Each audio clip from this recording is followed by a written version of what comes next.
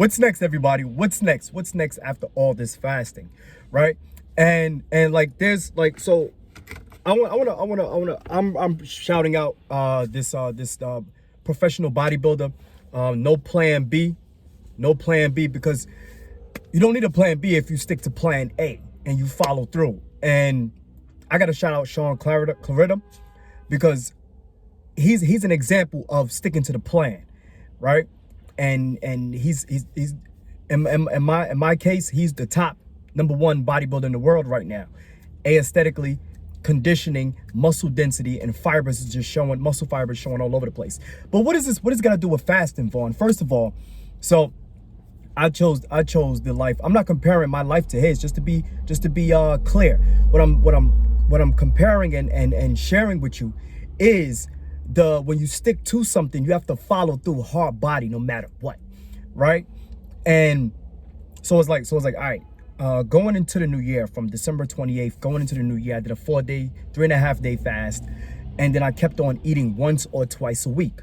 But what's next though? What's next after all of this fasting?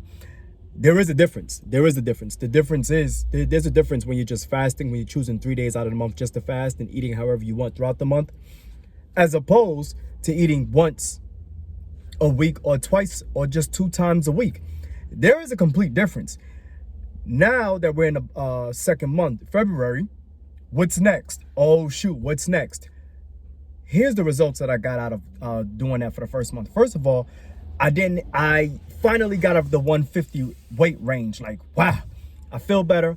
Flexibility is better. Energy is better. Vision is better. Sleep is better. Sex is better. Thinking is better. Talking is better. My physicality is better. Everything is just better, you know? And my goal wasn't to lose weight. This is just the results of just like being consistent in something without making excuses. Like, yo, stick to your plan, bro. So what's the difference? So what's next? So now what's next is that after the first month, the hype is gone now. The hype is gone. The hype is gone. The hype is gone. This is boring. But because it's not boring, but it's just that food is good. And now that, you know, we're in the second month, now it's like, okay, you know, you're gonna have to do this for the rest of this year, right? Now, what's the point of all of this though? What's the point? So trying to figure out what's next is to really clarify on what's the point of all of this fasting. And the point is that I'm striving to live longer. Simple as that. And based on the teachings of How to Eat to Live, he says the Most Honorable Elijah Muhammad was taught by Master Father Muhammad, who Allah appeared in the person of, told us that if we eat 1 meal every 72 hours, we will never, ever be sick. And if you do get sick, all you do is it will be less than 24 hours. But that'll probably sniffle or cough, or I mean, you may have to just, you know, take some, you know how we do, turmeric, extra garlic, you know how we do, colloidal silver, vitamin C, you know how we do, you know what I'm saying, or some herbs or some fasting, you know what I'm saying? But what's next is that I got more time on my hands. And that's the part that's been really bugging me out. It really took me off the course of pushing my business a certain way because my mind was frustrated and not clear on what exactly to do in the time frame that I'm not eating.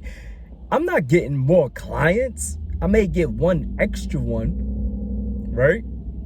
I may get one extra client, but I'm not gonna kill myself. I do have to sleep. You know, the winter storm just passed. So, you know, if you saw my video the other day, I just went to go drive the car and do some drifting and do some circles in the middle of the street, you know? But the one thing that I want to point out is that the Most Honorable Elijah Muhammad said in How to Eat to Live is that you will have more happiness, more vital time, more experience of a healthy life. You will have more time to experience what optimal health is like when you're getting up in the morning and you're like not even thinking about food, like what's to do next. I have more time to pray. I have more time to meditate. I have more time to write down goals and see if I follow through, and more time just to do things. You know, it's like my body is now adjusting because I have no desire. I went to the store today these last couple of days, this last week of January going into February, and I went in the store and I walked past the aisle that would normally help me, not help me, but I would normally break my fast with, like, oh shoot, let me get that, and needless to say that I didn't even want it. And if I did buy something and it broke my fast early, it's because I wanted it. But now going into the month of February, the national fast is here. The last meal is Thursday, which will be, what's today? I gotta keep up with these dates, but I think it will be today is the 3rd, so the 3rd, February 3rd, 2022. The national fast, the Nation of Islam, we have our last meal, and we do a minimum of 72 hours of fasting, only water and coffee. And those who don't do coffee, they're allowed to have tea, throughout the fast, 72 hours. So this is like a it's an extra boost to actually help with the fasting again. So the interesting thing with this fasting is that I want to point out this last thing. Actually, this is the part where you need to listen to. What happens when you have nothing to cure in your body? What happens when you have nothing to cure in your body? What does the food that's medicinal do now? It becomes preventative. But now if something becomes preventative, guess what? You become super. You actually become more supreme. The superfood now becomes a superfood. It acts as a superfood because it's like it has nothing to combat against. Like if you're normally a person who gets colds or headaches, but fasting has literally removed that. And like, so I've dropped in body fat percentage and 48, 49, 50, 51, 2, 3, 4, 55. I've dropped 7 pounds solid. And like my weight is staying at 148. And I've started training, but 148 getting nice and lean and all that. So the body fat's got rid of poisons. I'm doing different teas along with my meal. So what happens now when food and vitamins and herbs no longer have to combat against any disease or viruses in your body? You become super in what you do. Think about that. When you no longer have a disease or virus in your body, superfood now acts as a superfood.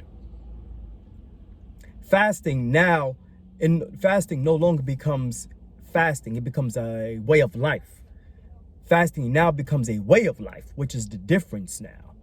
That is the difference between me being 7 to 10 pounds heavier than what I'm supposed to be, now that my body has been more accustomed to eating every other 2 to 3 days, which means that my body had to get in a condition to be able to sustain a fast and be able to hold on energy and still operate with the lifestyle that I have, so that until I eat the next meal. That's the difference now. Now my brain feels better.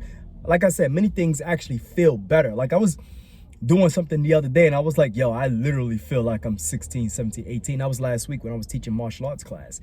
I was like, yo, this is this is pretty dope. This is actually pretty dope. This is pretty dope.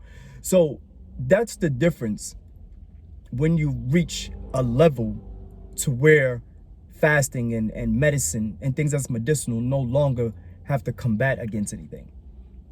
They actually act accordingly. And now, instead of always trying to combat and bring you here, and then you get sick, and you got to come back here, and then you get sick, and you come back here. Now it's like, oh, now we can go to another threshold. It's pretty cool though. But what's next is that now I'm gonna just exercise and allow my body to become more accustomed with this way of life and actually continue it. Now, there's a guy all over the internet who hasn't eaten in 3 or 4 years. I'm not doing that. If my mother cooking, I'm eating straight up. Once I get a wife and she cooking, I'm eating straight up. You know what I'm saying? If I feel like I gotta choose something, I'm eating. Word. Yeah, I'm not doing the whole liquid and the breatharian thing. I'm not doing that. I'm not doing that. I gotta eat something.